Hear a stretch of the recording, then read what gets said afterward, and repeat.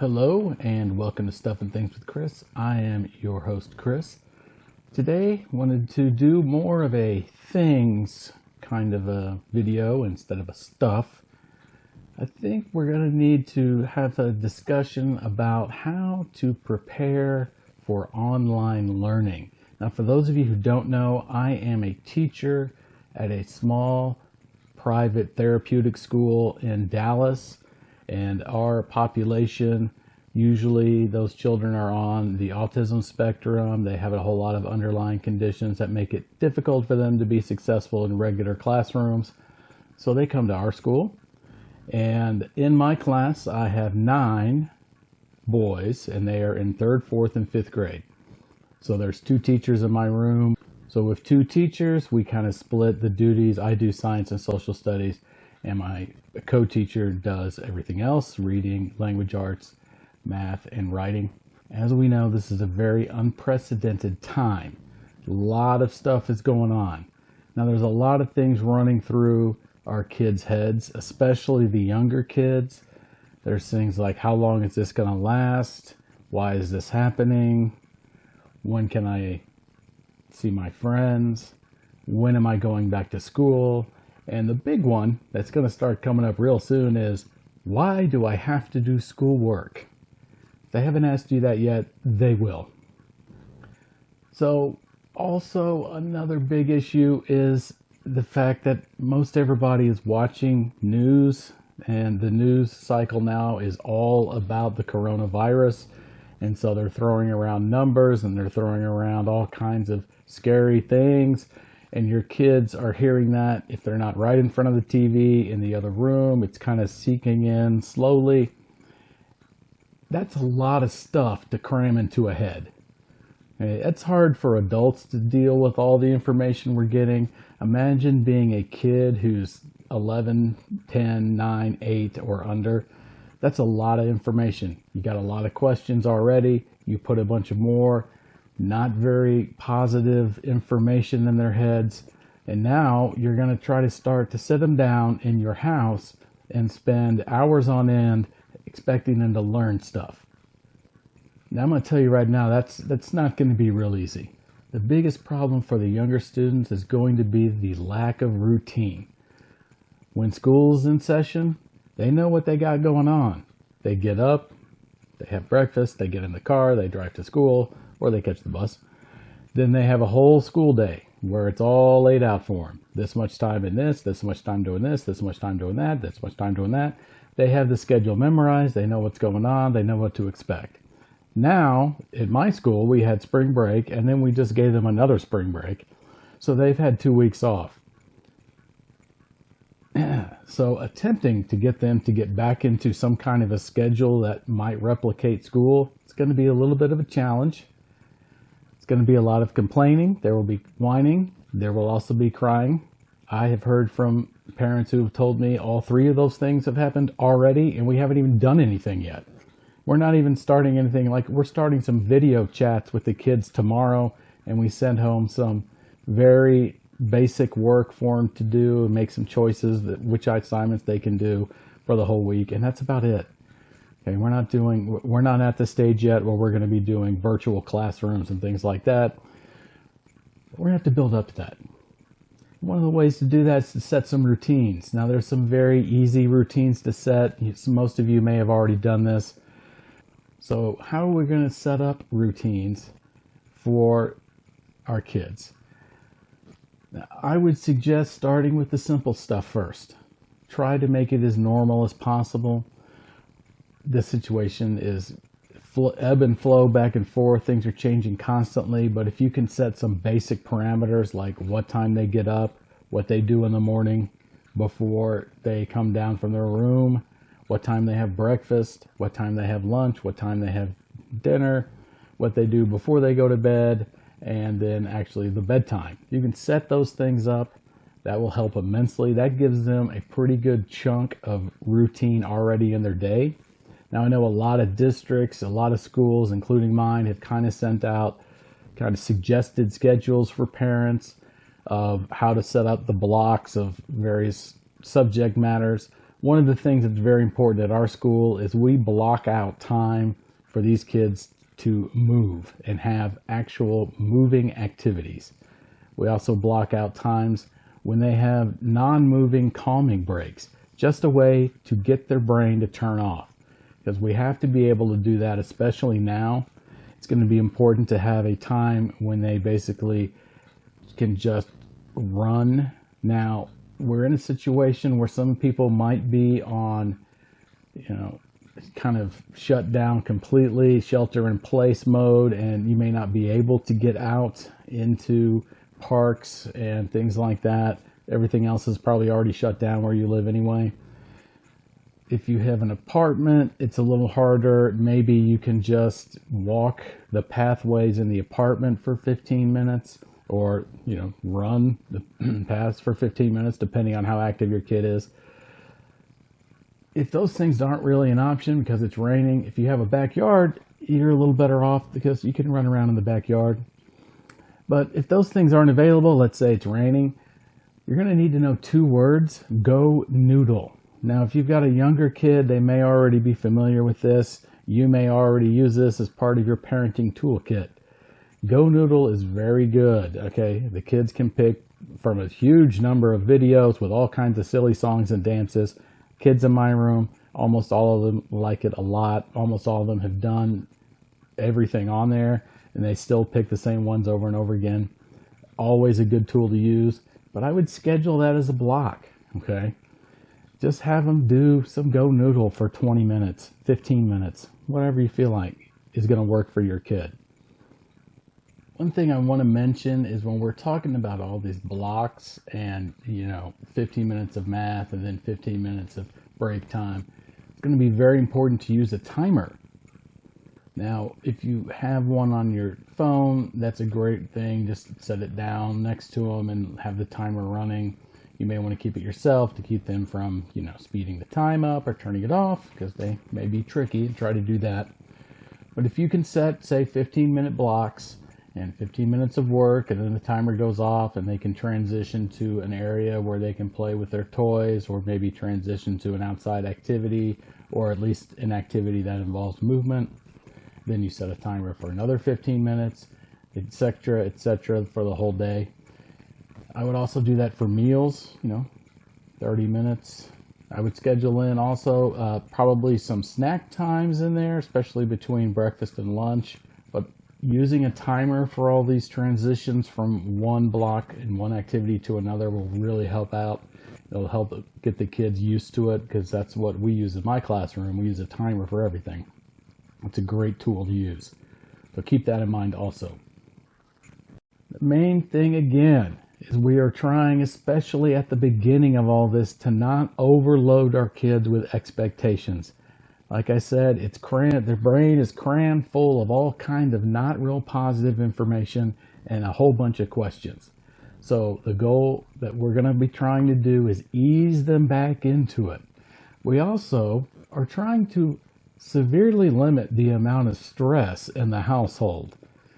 Okay, I don't want my parents having to deal with all kinds of behavior issues because I sent home a stack of math work that I expect to be done 2 hours a day every single day for 4 weeks.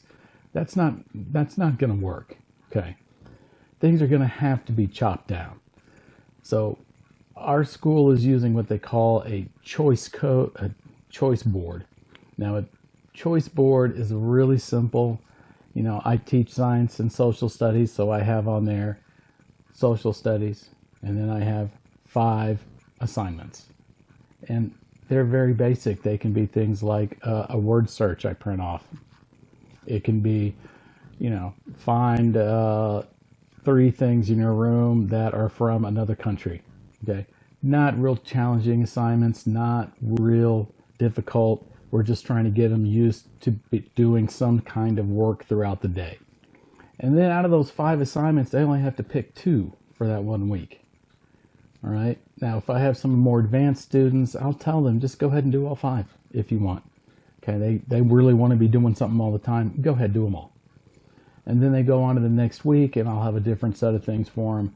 It's different Same thing for science. With science, try to do it a little differently. Try to get as many hands-on activities as possible. Science experiments that you can do at your house. Things online, TEDx, videos, things like that. Ask your kids questions about the video they saw. That's a pretty easy way to do it. Easy way to slowly let them ease back in. Try to give them some choice in the matter also. I would say the big thing is trying to use the on and off time for their brains. So if they're working let's say they're working for 15 minutes on multiplication problems. And when the 15 minutes is up, have them do something else that is totally non-school related for 15 minutes. Now, whether that's play with Legos, lay down on the dog, run around in the backyard, that's going to be up for you to decide because you know your kids better than I do. But that gives them a time to downshift from thinking, and they can just be a kid. There's a lot of stress in these kids, I'm telling you. You may not be able to see it. They may not be able to vocalize exactly what it is, but they know something is happening, something big is happening, and something not positive is happening. So the goal is to try to minimize the stress that's on them. Now again, each school and each teacher may have a different way they want to do this. Like I said, we are probably at my school going to end up doing some kind of video learning where we have I'm talking to multiple students at the same time, presenting something. I also have a science curriculum, which is designed to be used online. So eventually I'll start trying to assign them a couple of things a week that they can go in and do on the actual website. Another issue that I know some of my parents are dealing with is they just don't have one kid. They have multiple children in multiple grades, some of them in multiple different schools. Each one of those schools has different parameters. Each one of those schools is trying a different way of doing online learning. So it can create a huge amount of stress. If you have multiple children, one of the things you're going to have to do is just schedule times. Okay, everybody's trying to use distance learning, and the key word of this distance equals online. Okay, that means stuff with electronics. That's what that means. It's going to mean, lesson plans online. It's going to be curriculum online. It's going to be go to this website, watch this video, and all that's going to require electronic devices. Now, if you don't have those, you're going to have to set up something completely different, and that's going to be something you're going to need to talk to your individual teachers about, talk to your principal about, and they will help you out with that because the schools have run into this problem here in Dallas, especially. We have a lot of inner city, lower income kids who don't have access to all that electronic gizmos. So they are setting up different ways to get those kids the technology they need. But if you do have, let's say, one iPad and 3 kids who need to use it for 3 different subjects at 3 different times, you're literally going to have to schedule it out. Like from 1 to 1:30 is Bob's time to do his math on the iPad. From 1:30 to 2 is Jill's time to do her math on the iPad. You're going to have to literally schedule it out like that. And again, this is stuff that your teachers can hopefully help you with. I know it's going to be stressful. Eventually, we're going to get through this. Eventually, we're going to get 2 or 3 weeks down the road and we'll have systems better set up and the kids will have been able to ease into them and we'll be able to kind of hopefully run these groups, run these classes at more of a consistent basis. So I hope some of these ideas help. The main thing is we'll try to not stress out. If you stress out, your children are going to pick up on that. It's going to stress them out even more than they already stressed out. I can't stress enough. They're going to get angry. They're going to get sad. They're going to get emotional. You may feel like you're at a tug of war with a 300-pound pit bull, even though your child weighs 25 pounds and is 5. Okay, I'm telling you. They do that in my classroom. I mean, every day in my classroom where they have all these things set up and we have all these places where they can go to take breaks, they still will cry, yell, scream. Okay, they get over it eventually. They get over it and they move on. It's important to set your expectations. Don't expect everything to be done 100% correctly immediately. They're going to have to ease into it. They're going to require probably a pretty good hands-on approach from you guys to at least give them some positive energy of, I like how you're trying. Have you thought about trying it this way? Things like that. Okay. A lot of parents are not trained like us teachers.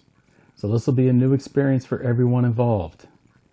One more thing I want to add is I would highly recommend you designate an area to do work. If it's the kitchen table, the dining table, fine.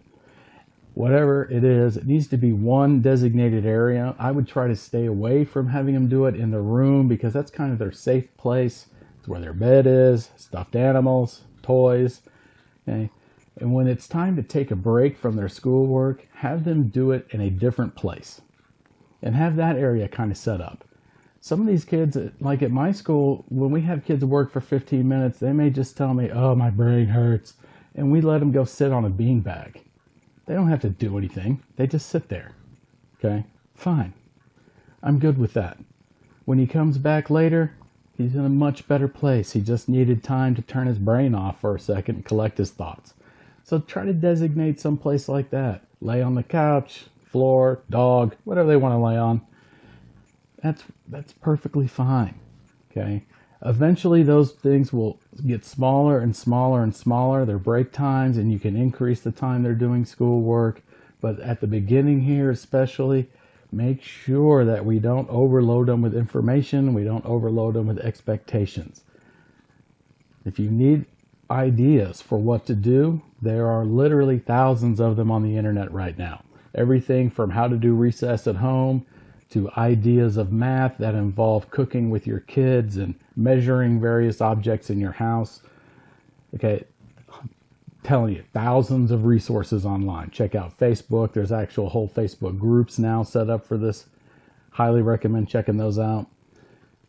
Again, the key person here is going to be the teachers in your classroom, making sure you can contact them and stay in touch with them.